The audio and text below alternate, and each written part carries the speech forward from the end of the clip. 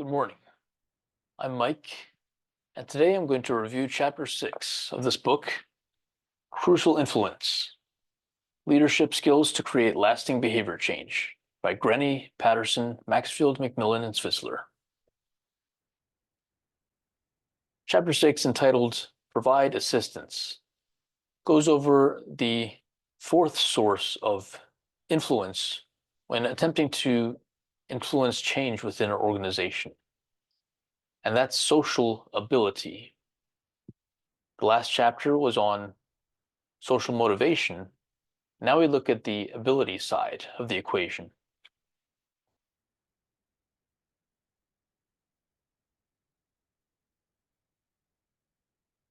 How do we provide ability, social ability?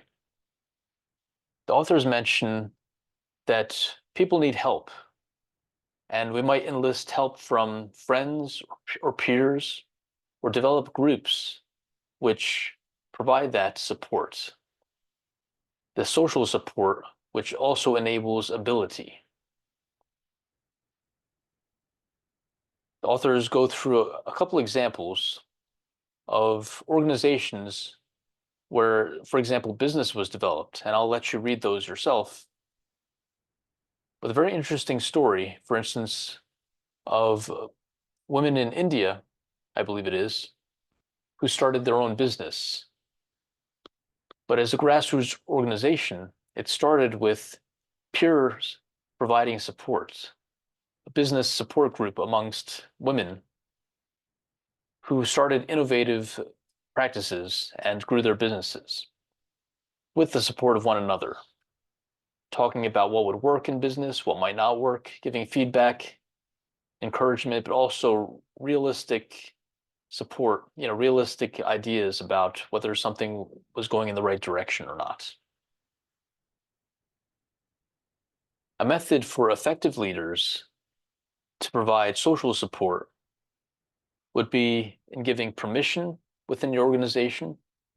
For example, where women leaders are not often encouraged to gain more leadership skills or be promoted, giving permission within the organization might allow for greater advancement and for management to be filled by roles which were not traditionally filled by women in the past.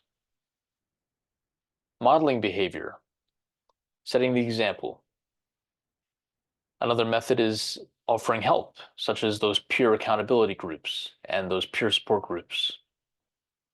And finally, coaching, but not in the sense of life coaching, although life coaching might be used, but coaching in the sense of kind of a mentoring, holding a person accountable, checking on their progress, and giving them a little support in developing certain skills. Providing permission. How do we help people get past these social norms? Well, formal leaders have to break those unwritten rules. As I mentioned before, changing the old habits, the old ways of doing things, and enabling people to adopt new behaviors. For example, if taking the extra time to listen to a customer was not the norm before because of the way the workplace was structured, there has to be the ability to take more time to interact with the customer. For example, maybe in healthcare, listening more than 17 or 18 seconds before interrupting. That can really lead to great benefits for everyone involved down the road. Providing modeling. When people see that others, including leaders, are demonstrating those behaviors which need to be changed, they're more likely to see it as a way that is credible, that works, something that's going to work in their organization, something that's doable. I'll let you read the examples of how different modeling behaviors resulted in persuasion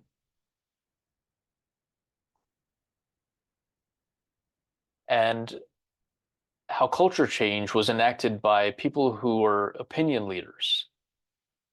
In a previous chapter, the authors talked about opinion leaders being those most influential people that affected change in the organization by adopting, by accepting new changes, and by demonstrating them. Providing help. How do we enable people to do those different behaviors? Instead of saying, oh, you need to comply with this,